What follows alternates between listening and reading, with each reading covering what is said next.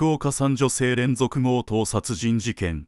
欲望の代償と残された夢。冬の福岡を襲った連続事件。2004年12月から2005年1月にかけての約1ヶ月間、福岡県内で女性が相次いで犠牲となる連続強盗殺人事件が発生しました。何の落ち度もない3名の女性が身勝手な欲望の犠牲となった事件です。犯人の目的は有効費や出会い系サイトの利用料金などの支払いのために膨れ上がった借金の返済であり、その動機の軽薄さと奪われた命の重さの不均衡が社会に大きな衝撃を与えました。3つの事件の経過。この事件は約1ヶ月という極めて短い期間に福岡県内の異なる場所で立て続けに発生しました。第1の事件。2004年12月12日、飯塚市。午後23時40分頃、福岡県飯塚市の公園で、18歳の専門学校生の久保田奈々さんが犠牲となりました。犯人は奈々さんを暴行し、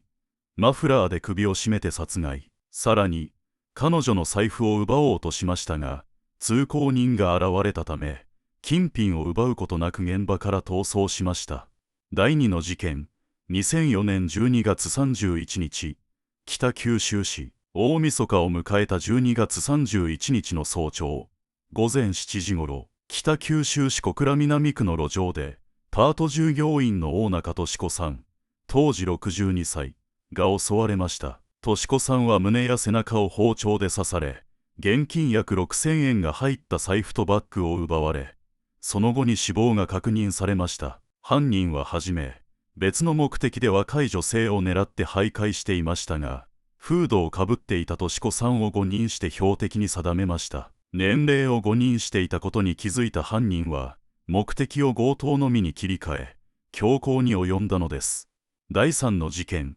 2005年1月18日、福岡市。年が明けた2005年1月18日、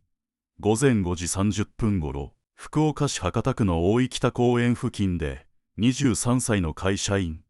福島恵子さんが犠牲となりました。犯人は恵子さんを暴行しようとしましたが、通行人に目撃されることを恐れて断念。その後、包丁で彼女を刺し殺し、携帯電話や現金約1000円が入ったカバン、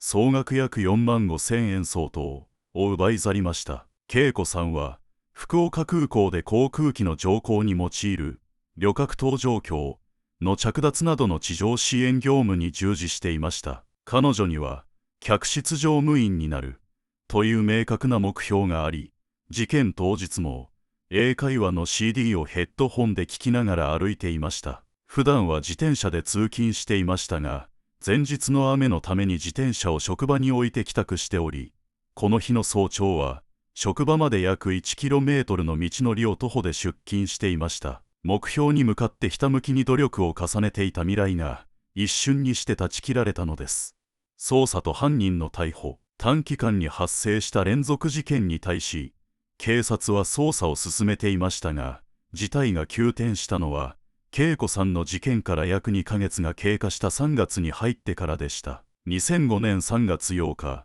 午前1時ごろ、福岡県警の捜査本部は、福岡市で殺害された恵子さんの携帯電話を所持していた男、鈴木康則、当時35歳、建設作業員を直方市内で発見し、占有離脱物横領の現行犯で逮捕しました。男は、奪った女性の携帯電話を使い、出会い系サイトを利用し続けていたのです。逮捕後の取り調べにおいて、鈴木は犯行を自供。3月10日に、福島恵子さんに対する強盗殺人容疑で再逮捕されました。その後、鈴木は久保田奈々さんの事件と大中俊子さんの事件への関与についても自供したため、これら2件についても強盗殺人容疑などで再逮捕され、一連の事件の全貌が明らかとなりました。身勝手な動機。犯行に至った動機は、極めて自己中心的なものでした。鈴木は事件当時、飲みしろ、パチンコ台、携帯電話の出会い系サイト利用料金などの支払いのために、消費者金融や知人などから合計約800万円の借金を抱えていました。金銭をめぐる無軌道な生活により、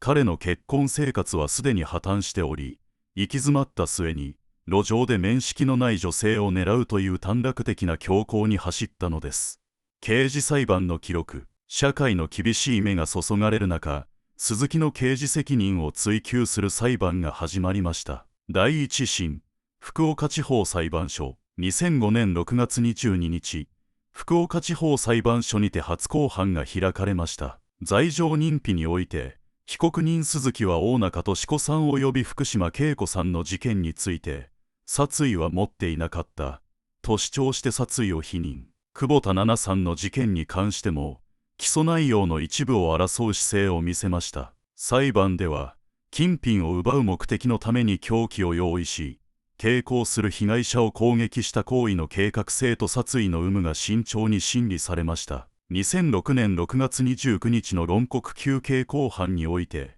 検察側は、金品を奪うために落ち度のない3名の命を奪った悪質な犯行である、として、被告人鈴木に死刑を求刑。同年11月13日、福岡地裁は検察側の求刑通り、被告人鈴木に対して死刑判決を言い渡しました。被告人側はこの判決を不服として、福岡高等裁判所へ控訴します。控訴審、福岡高等裁判所。2008年2月7日、福岡高等裁判所は第一審の判断を支持し、被告人鈴木の控訴を棄却する判決を言い渡しました。被告人側はさらに、量刑の不当を訴えて最高裁判所へと上告を行いました。上告審、最高裁判所。最高裁判所第三小法廷において、2011年2月8日に口頭弁論公判が開かれました。弁護人は、計画的な犯行ではなく、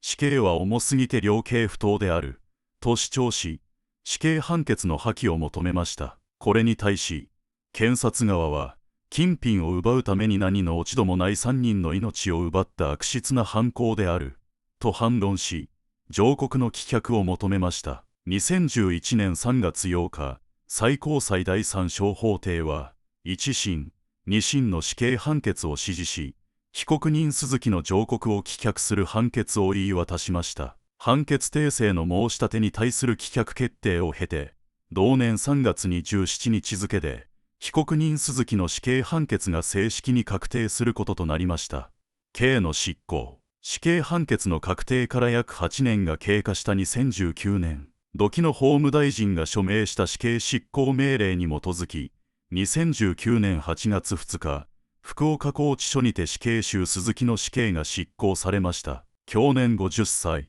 同日には東京拘置所でも別の死刑囚の刑が執行されており、これらは令和へと改元された後、初めての死刑執行となりました。残された思いと夢を語る講演。事件によって断ち切られた3人の人生、その未来を理不尽に奪われたご遺族の悲しみは想像すらつかないことでしょう。しかし、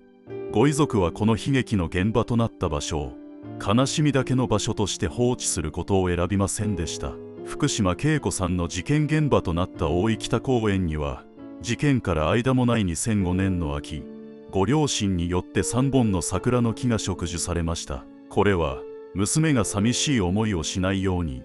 と、自分たち家族3人になぞらえて植えられたものです。さらに、事件から18年が経過した2023年1月、福島恵子さんの父親から、ある要望が寄せられました。人との出会いを大切にした娘の足跡を残し、夢を語り合う場にしたい。これを受けた福岡市は、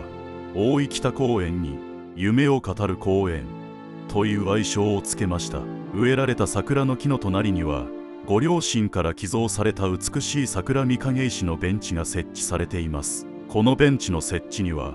あるエピソードがありました。2022年5月の時点で、この公園には事件から年月が経過しているにもかかわらず、